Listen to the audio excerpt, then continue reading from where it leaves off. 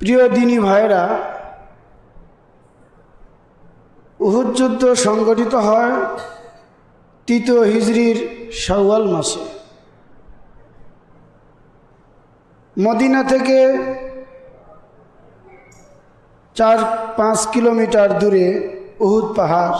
সেই উহুদের পদদেশেই ৩য় হিজরিতে যে যুদ্ধ সংগঠিত হয়েছিল সেটাই হলো উহুদ যুদ্ধ।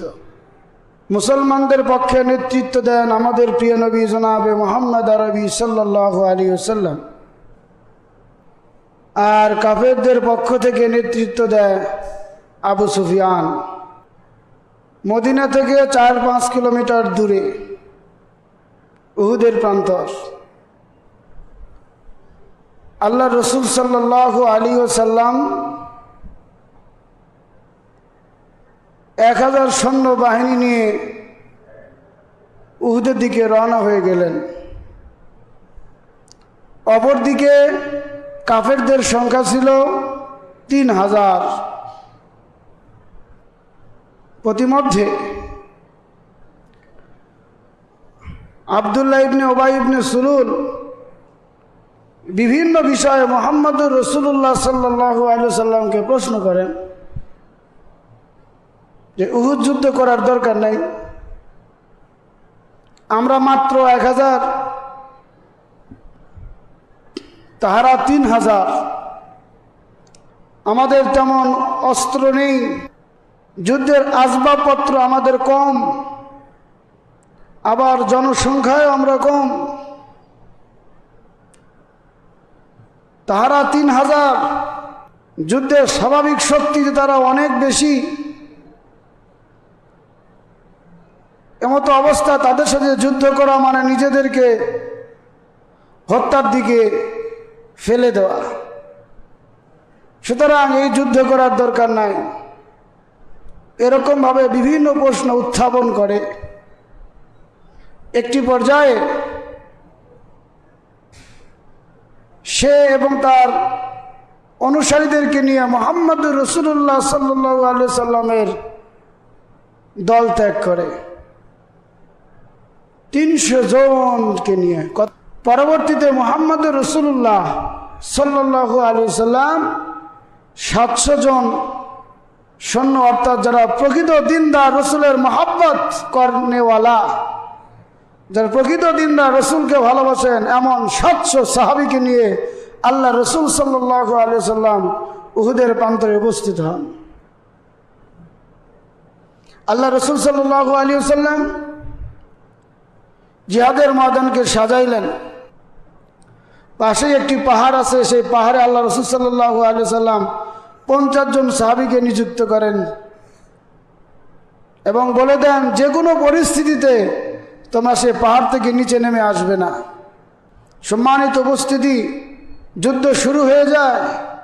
আল্লাহর সাহায্যপ্রাপ্ত রসুল সাল্লাল্লাহু আলাইহি সাল্লামের সাহাবীরা এমনভাবে যুদ্ধ পরিচালনা করে, কাফেররা ময়দান থেকে পালিয়ে যেতে বাধ্য হয়। তাদের নারীরা পর্যন্ত পালিয়ে যায়। সাহাবীদের আক্রমণের তারা টিকতে পারে না, তারা ময়দান ছেড়ে চলে যায়। সম্মানিত উপস্থিতি, এদিকে আল্লাহ রসুল সাল্লাল্লাহু আলাইহি সাল্লাম পাহাড়ে যে ৫০ জন সাহাবীকে নিযুক্ত করেছিল, তাদের মধ্যে মতভেদ দেখা দেয়। কিছু সাহাবী বলে, কাফেররা তো ময়দান থেকে পালিয়ে চলে গেছে, এখন আমাদের এই পাহাড়ে আর অবস্থান করা ঠিক হবে না, আমরা গনিমতের মাল সংগ্রহ করি। কিছু সাহাবী বলে, না, আল্লাহ রসুল সাল্লাল্লাহু আলাইহি সাল্লাম এখান থেকে যে কোনো পরিস্থিতিতে নেমে যেতে নিষেধ করেছেন। তখন তাহারা বলে যে ওইটা তো যুদ্ধকালীন সময়ের ক্ষেত্রে, এখন তো যুদ্ধ শেষ, কাফেররা তো পালাই গেছে, এখন আমরা আর পাহাড়ে উপরে থাকবো না, আমরা নিচে গিয়ে আমাদের অন্যান্য সাথীদের সাথে গনিমত সংগ্রহ করার কাজে সহযোগিতা করি। যখনই তারা পাহাড় থেকে নেমে গেছে, ঠিক কিছুক্ষণের মধ্যেই খালিদ বিন ওলীদ রাদিয়াল্লাহু তাআলা আনহু, তখন তিনি মুসলমান হয়েছিলেন না, পিছন দিক থেকে অতর্কিতভাবে হামলা চালায়। পরে সাহাবীরা এদিক সেদিক ছোটাছুটি করতে থাকে, পরিস্থিতি খুব খারাপ অবস্থায় চলে যায়।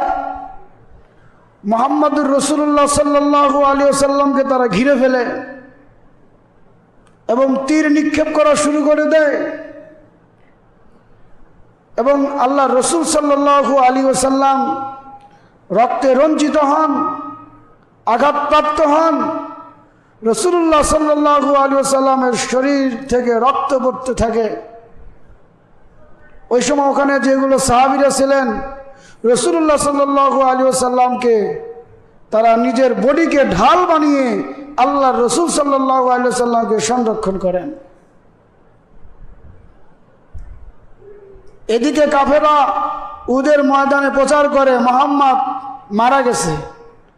সাহাবীদের মন আরো দুর্বলে পরিণত করে দেওয়ার জন্য এই মিথ্যা রটায়। যাই হোক, সম্মানিত উপস্থিতি, এই পরিস্থিতিতে প্রায় ৭০ জন সাহাবী শহীদ হয়ে যায়, শত শত সাহাবী আহত হয়। একটা পর্যায়ে কাফেররা নিজেকে বিজয়ী মনে করে তারা ময়দান থেকে চলে যায়। আল্লাহ রসুল সাল্লাল্লাহু আলাইহি ওয়াসাল্লাম